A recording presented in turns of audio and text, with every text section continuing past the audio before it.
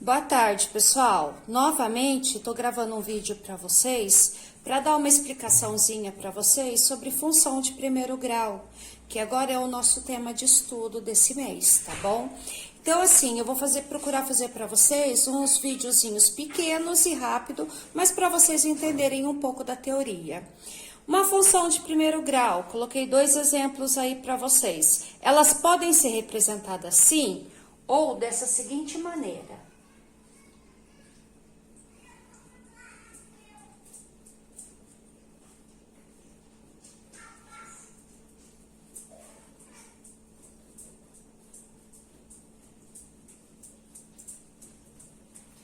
Eu posso usar y igual a 2x mais 1 ou f de x igual a 2x mais 1.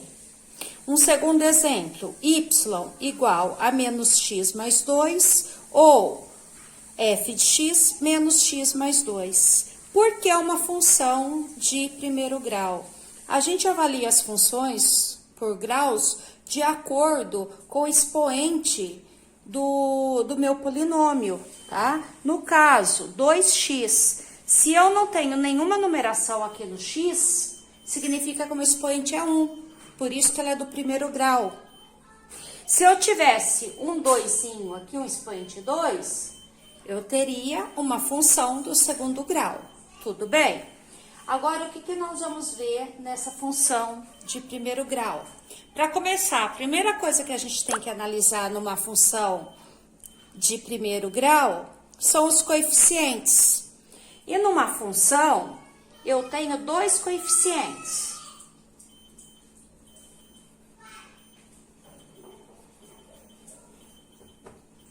Eu tenho o coeficiente angular e eu tenho o coeficiente linear. O angular é o que vai formar a inclinação da reta, que vai me dizer o ângulo. O linear é sempre em que ponto a minha função vai cortar na reta y quando nós formos traçar o gráfico. Aí eu vou ensinar para vocês depois. Coeficiente angular é sempre o valor de m. Coeficiente linear, n.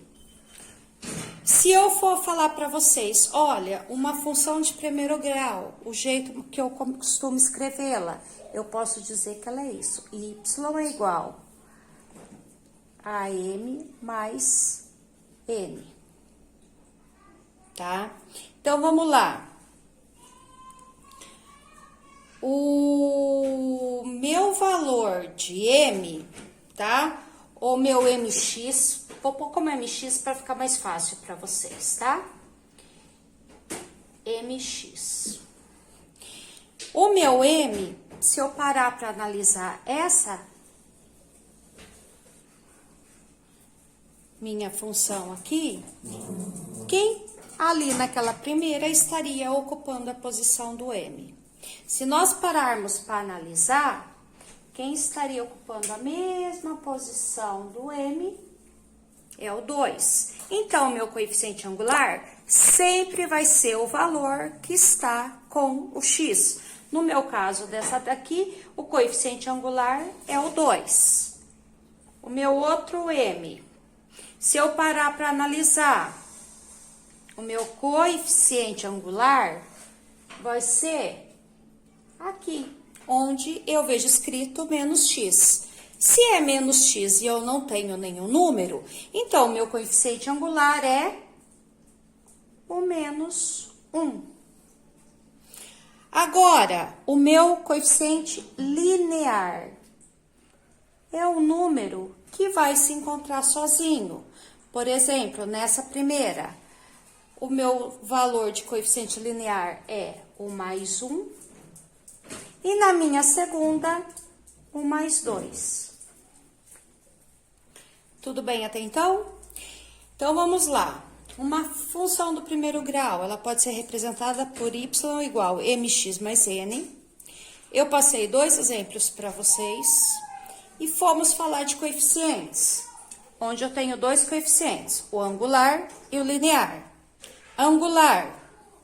Lembra ângulo, vai ser a minha inclinação da reta.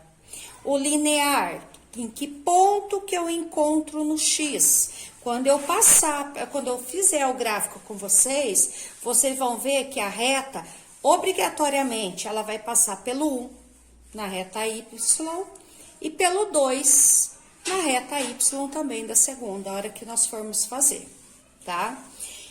E além do coeficiente, o que eu tenho que me preocupar também numa função de primeiro grau? Eu tenho que me preocupar se a minha função, só vou apagar aqui rapidinho. Eu tenho que me preocupar se a minha função, eu posso ter coeficiente. Eu posso ter o angular e o linear. Eu posso também dizer se a minha função ela é crescente ou decrescente. Matematicamente falando, quando ela é crescente, quando o A for, tá, maior que 0. Quando ela é decrescente, o meu A não, ou o meu M, né? Eu usei M para vocês, desculpa. Quando o meu M for menor que 0. Então, vamos lá, o que isso quer dizer? Eu disse que na primeira, o meu M, que é meu coeficiente angular, o meu M, o meu coeficiente angular, vale 2. E na segunda, eu disse que o meu M vale menos 1. Se eu estou dizendo M maior que 0, números maiores que 0, 1, 2, 3, 4, 5, 6 e assim vai. Ou seja, positivos. Quando eu falo que ela é decrescente, meu M menor que 0. Ou seja, menos 1, menos 2, menos 3, menos 4, menos 5. Ou seja, valores negativos. Então, eu posso afirmar para vocês, tá? Que a primeira função, ela é uma função crescente, porque o M é positivo. E a segunda vai ser uma função decrescente. Por quê? Porque o M é negativo. Tudo bem por aí? Depois, na próxima videoaula, nós vamos ver como que eu faço esboço gráfico, tá bom? Até a próxima aula.